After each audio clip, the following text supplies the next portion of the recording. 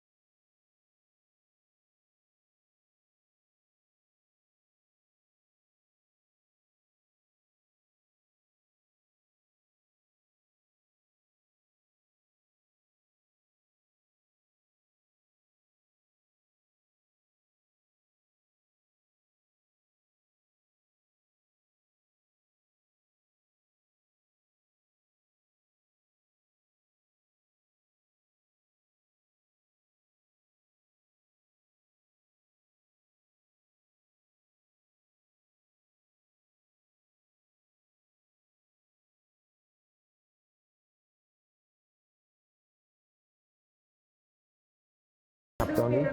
Peter Mirazo បាទតំណាងរបស់គេបាទគឺប្រយ៉ាម៉ាហ្គូនបាទអ្នកបាទហើយយុទស្សនាបាទមិនចិត្តឬក៏មិនចិត្តបាទបងខ្លះដែរបាទលើកមកត្រង់នេះបាទទំនងមិនចិត្តទេ Peter Mirazo បំផ្លោងបាល់ទៅត្រង់នេះ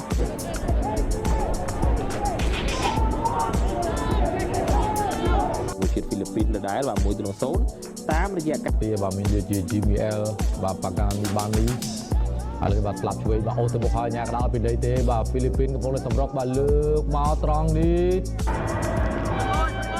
បញ្ជូនឲ្យបរិបក្រុម Peter បាទបញ្ជូនចូលក្នុងបាទខ្សែបំរើស្លាប់ដណ្ដើមយកបាល់បានវិញនៅប្រធានក្រុម Peter ឲ្យកែង Peter ប្រើលើខ្លួនរបស់ខ្លួនមានមិត្តរួមក្រុមចលនាចូលទៅក្នុងប្រអប់រួចស្រេចបំផ្លងទៅបកគោលទី2 Micheri ក៏ឲ្យទៅប្រធានក្រុមនៅស្លាប់ខាងឆ្វេង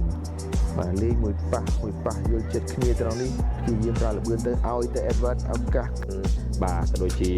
មិនរតនៈអីទឹកទិញទៅពីឆ្លាលមកទាំងអស់បាទអញ្ចឹងគឺការបដោះថ្នាលបាទគឺពិតជារឿងមួយដ៏សំខាន់បាទដែលជាហេតុបាទកម្ម Micheri កំពុងតែរកមើលជំរឿនបញ្ជូនបាល់ឆ្ងាយ Peter ទទួលបាល់បានយ៉ាងល្អ Peter ទះបន្តិច Peter កាត់ចូលក្នុងតែម្ដងបំផ្លោងបាល់ឆ្ងាយឲ្យស្លាប់ខាងឆ្វេងរបស់គេបាទប្រធានក្រុមទប់ល្អណាស់ត្រង់នេះឲ្យមកជប់អាឡិច បាទសម្លឹងឃើញហើយក៏បញ្ជូនមកឆ្ងាយតែត្រូវតែស្កាត់ខ្សែការផ្លាំងមកលើសម្លឹងមើលជំរឿសិនបណ្ដាមកឡើងបញ្ជូនទៅមិនបានអទេហើយបាននិយាយពីក្រុមមែនតើទៅបង់ក្លាដេសជា បន្តទៀតបាទពីហ្វីលីពីនបាទលេងខ្លីៗក្រោមស្លាកខាងឆ្វេងបាទស្គ្រូឡើងមកបាទផ្ទះខូច ម៉ែគេបាទគឺចប់ហើយ បាទលេងអូខេ តែបានអូទេបាទបានដែរបាទតែគាត់ថាបាទអូខ្ញុំប៉ះ ដល់ឬមិនដល់ទេលេងមួយប៉ះ ច្រើនបាទ 0-7-1 បាទរជ្ជកាល7-0គឺកើតឡើងច្រើនបាទវិសាខាបាទលុតគិរីវងបាទដល់ទៅ7គ្រាប់ទៅ មានការប្រែប្រួលច្រើនបាទហើយពឹងថាបងប្អូននឹងធ្វើផរិតបំផ្លោងមួយជើងឡើងលើ Solido លោតបាទសាល់គប់របស់ក្រុមកម្ពុជាបន្តគប់បណ្ដោយបាទស្រាកបាទអឹងយូហ៊ីនមួយត្រង់នេះហើយក៏បញ្ជូនទុកបាល់បានកាត់ គឺស្ទើរតែបាទ 100% នៅក្នុងការយកចិត្តគ្នាបាទក្នុងការ ដែលឲ្យ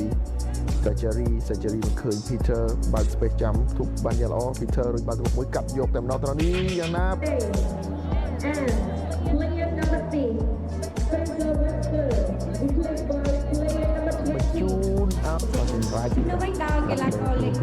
17 Al Hanafi បាល់ free kick របស់ហ្វីលីពីនត្រង់នេះម៉ាត់ Farid ជាបញ្ជូនមកដល់ទៀតទុកមួយ